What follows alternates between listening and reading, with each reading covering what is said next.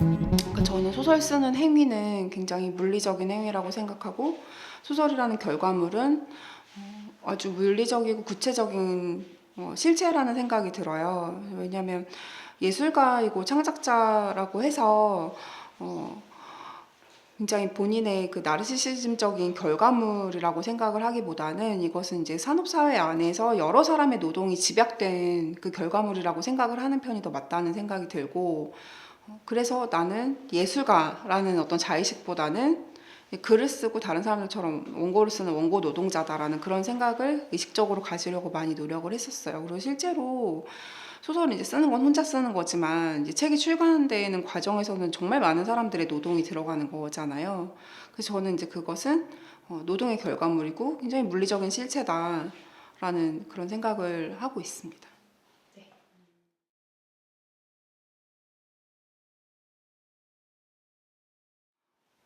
어쩌다 보니까 제가 한국 사회에 살고 있는 한국인들만이 나오는 이야기를 쓰는 것이 아니라 외국인들이 나온다거나 외국에서 공부를 하거나 일을 하는 사람들의 이야기도 많이 쓰고 있는데, 그 중에서 단편인 이제 행복의 과학이라는 소설부터 행복의 과학, 에이코에게 보낸 유서 연작과 이제 세실주의라는 소설을 말씀을 드리자면, 모두 그 한국인과 일본인이 나오고, 한국인과 일본인이 혈연이든 우연한 만남이든 아니면 일을 하면서 만나는 과정이 담겨 있든 이제 그런 식으로 접점이 있는 인물들이 등장을 하게 되는데요. 그 과정에서 저는 이제 한국 사회와 일본 사회가 굉장히 좀 닮아 있다라고 생각이 들고, 닮아 있으면서도 미묘하게 어긋나는 그 지점이 계속해서 흥미롭게 이제 우리 사는 현실 속에서 작동이 되고 있다고 생각이 드는데, 그런 점들이 좀 잘 보여지는 작품이 아닌가. 그래서 한국 문학에 관심을 가지고 한국어를 읽고 쓸 줄 아시는 이제 일본 분들께서도 제 그 단편들을 좀 보시고 피드백을 주신, 좀 흥미로웠고 굉장히 좀 이상했다라고 얘기를 하신 분들도 계시고, 그런데 이런 일본 분들뿐만이 아니라 이 소설들은 동아시아 안에서도 한국과 일본이라는 그 두 이상한 관계를 갖고 있는 두 나라의 이야기, 국민성, 사회성, 이런 것들이 궁금하실 해외 독자분들께도 굉장히 흥미로운 작품이 되지 않을까 생각합니다.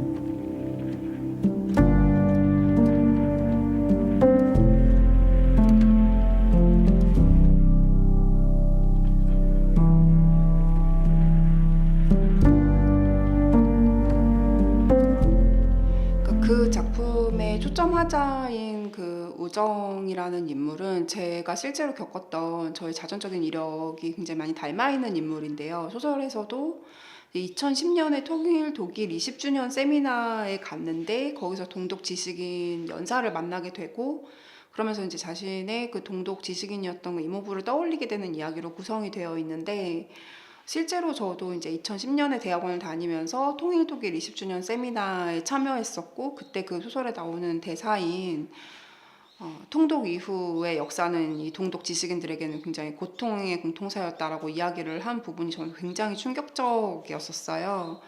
왜냐면 어렸을 때부터 통일 독일이라는 것은 이제 우리 통일의 모델이고, 베를린 장벽이 무너지는 그 희열과 환희라는 것을 굉장히 미디어에서 많이 보고 자랐던 세대. 그러니까 독일은 항상 통일에 성공한 나라다, 이런 식의 얘기만 들었는데, 거기에 오신 그 동독 출신 지식인 분들의 실제로 굉장히 고통스러운 표정을 보면서 저는 굉장히 놀랐던 것 같아요. 그래서 언젠가는 이 이야기를 쓰게 되지 않을까라고 그 2010년부터 되게 막연하게 생각을 했던 것 같고, 그랬던 경험이 저에게는 이 소설의 배경을 만들게 된 계기였던 것 같습니다.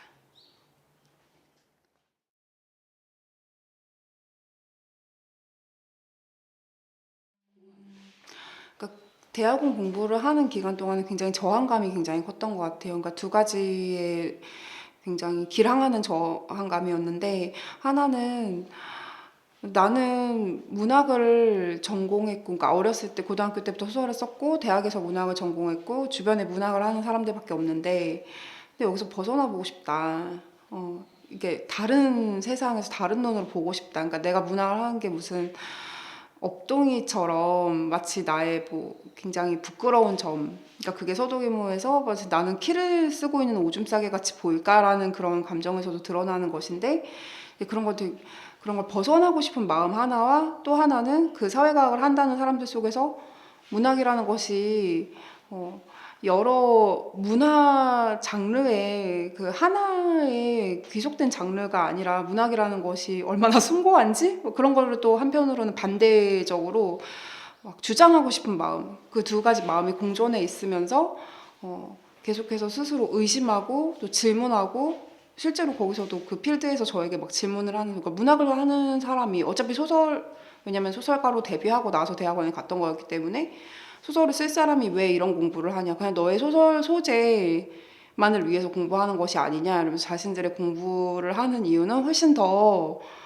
정의롭다는 듯이 이야기를 많이 하는 거예요. 저 그런 공격을 많이 받으면서 그때는 아니야, 나는 소설 소재만을 위해서 공부를 하는 것이 아니라 나도 뭔가 큰 대의를 위해서 하는 것인데, 근데 그럼에도 불구하고 나는 사회적 행위를 소설로 하고 싶다, 이제 이런 마음속에 주장이 있었죠. 그런데 공부를 하고 나서 물론 지금 또 계속 공부 중이지만 소설의 소재가 되면 어떤가, 소설의 소재가 되면 어때? 이런 생각이 드는 거예요. 그러니까 나는 그 말을 왜 그렇게 부끄러워했지?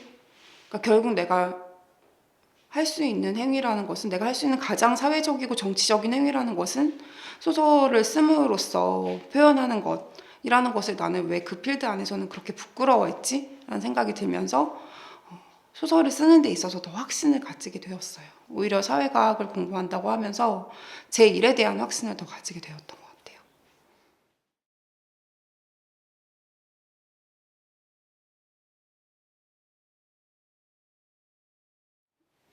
우선 제가 이제 그 작가로서 느끼는 가장 큰 변화도 굉장히 긍정적인 변화라고 생각을 하는 거는, 그러니까 우리가 소설이나 영화를 어렸을 때부터 쭉 봐오면서 이를테면 그 주인공들이 나랑 닮은 인물 혹은 내가 경험한 것들을 영화에서 소설에서 표현하고 있지 않아도 공감이라는 걸 하잖아요. 그러니까 예를 들면 어떤 작가님께서는, 저희 자신은 여성 작가인데 대부 같은 서사를 되게 좋아한다고, 굉장히 어렸을 때부터 깊은 공감과 몰입이 되었던, 근데 사실 그 서사는 이제 백인 남성의 그런 폭력적인 세계를 다룬 서사잖아요. 그러니까 그게 사실 자기 자신의 경험과 뭐 자기 자신 정체성이랑 큰 관계가 없을 수도 있는데, 그럼에도 불구하고 그 이야기를 굉장히 공감하고 그 인물의 눈을 가지려고 하면서 이야기를 보는 거잖아요. 그렇듯이 이제 남성들의 이야기에는 우리가 그 인물이 나랑 닮지 않아도 당연히 이야기를 읽고 본다는 것에 공감이라는 행위를 덧붙여 가면서 봐왔었는데, 이게 여성들의 이야기에 대해서는 그건 여성들만의 이야기고 여성들이 아닌 사람들은 공감할 수 없다. 예를 들면 저도 소설을 쓴 초기에, 이제 데뷔 초기에 다른 어떤 남자 작가 선배들이 어떤 부분은 잘 이해가 되는데 어떤 부분은 너무 여자 이야기라서 이해가 안 돼. 엄마 이야기를 쓰면 우리는 모르겠어, 이해가 안 돼. 그러니까 나를 설득시켜 달라는 데서 그렇게 이야기를 많이 했었거든요. 근데 이제는 사실 그런 이야기는 안 나오는 것 같아요. 점점 더 안 하려고 노력을 하는 것 같고. 그러니까 어쨌든 예술 이야기의 성별이라는 것이 항상 남성이었을 수밖에 없었다는 것을 알고 있는데, 이제는 그래도 그 여성들의 이야기가 도저히 개토화된 그런, 어떤 사람들은 모든 사람들이 다 이해할 수 없는 보편적이지 않은 그런 이야기다라고 치부하는 그런 분위기는 많이 없어진 것 같아서, 그럼 나도 자유롭게 내가 겪은 이야기, 내 이야기를 해도 되겠다, 이런 생각이 드는 것 같아요.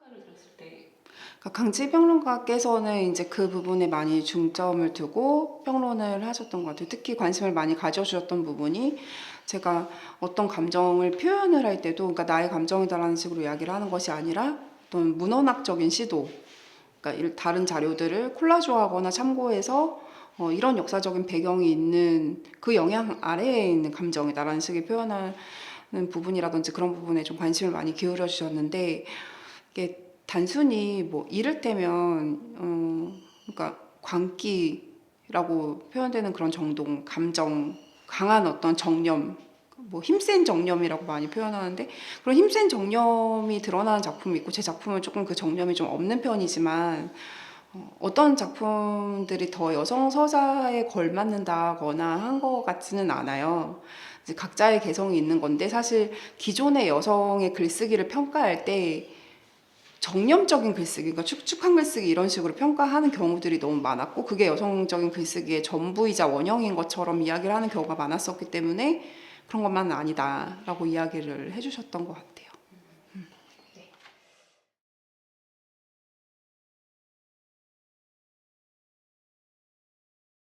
어떻게 갖고 계신가요? 올해 책을 좀 여러 권 출간을 할 수도 있어요.